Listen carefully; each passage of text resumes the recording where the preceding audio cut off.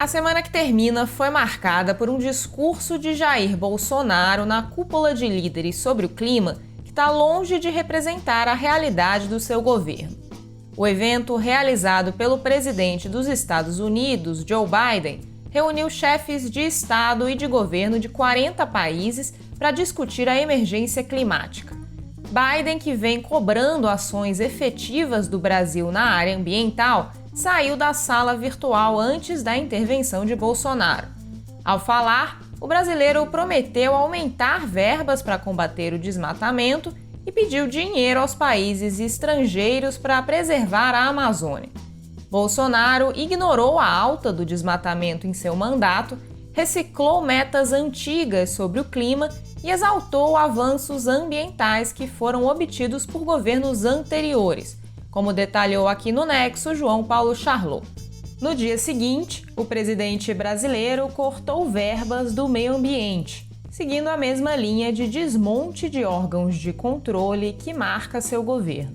Os Estados Unidos anteciparam a meta de reduzir pela metade suas emissões de carbono até 2030 e não mais 2050. Parte dos países também apresentou objetivos mais ambiciosos do que os previstos pelo Acordo de Paris. A Mariana Wick mostrou que ambientalistas veem a liderança americana nesse tema com otimismo, depois do governo de Donald Trump ter adotado uma agenda negacionista.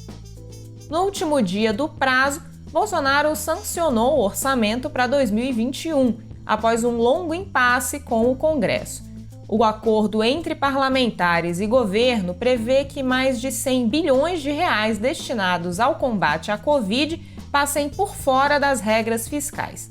O presidente ainda fez cortes e bloqueios em cerca de 30 bilhões para fechar a conta. Houve redução em emendas parlamentares e nos gastos de ministérios.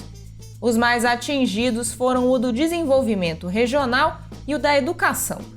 O censo demográfico, originalmente previsto para 2020 e adiado para esse ano, foi cancelado de novo após os cortes.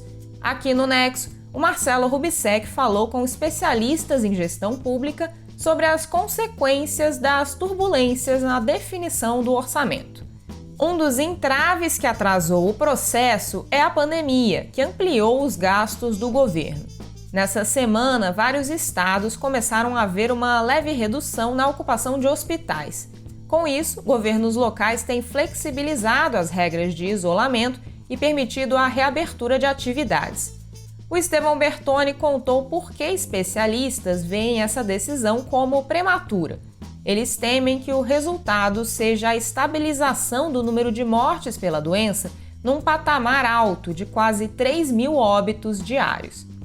No Supremo, os ministros formaram maioria para validar a decisão que considerou o ex-juiz Sérgio Moro parcial ao julgar Luiz Inácio Lula da Silva. O julgamento foi interrompido e não há previsão para retomada. A validação da parcialidade de Moro reforça o discurso do ex-presidente de que foi perseguido pela Lava Jato, como mostrou a Isabela Cruz. Um julgamento também marcou a semana nos Estados Unidos. Um júri popular condenou o ex-policial Derek Chauvin pela morte de George Floyd. O assassinato de Floyd em maio do ano passado desencadeou uma onda de protestos antirracistas. O resultado foi considerado uma vitória inédita diante do histórico de impunidade policial do país, como contou a Juliana Sayuri. Essas e outras notícias você lê no Nexo Jornal.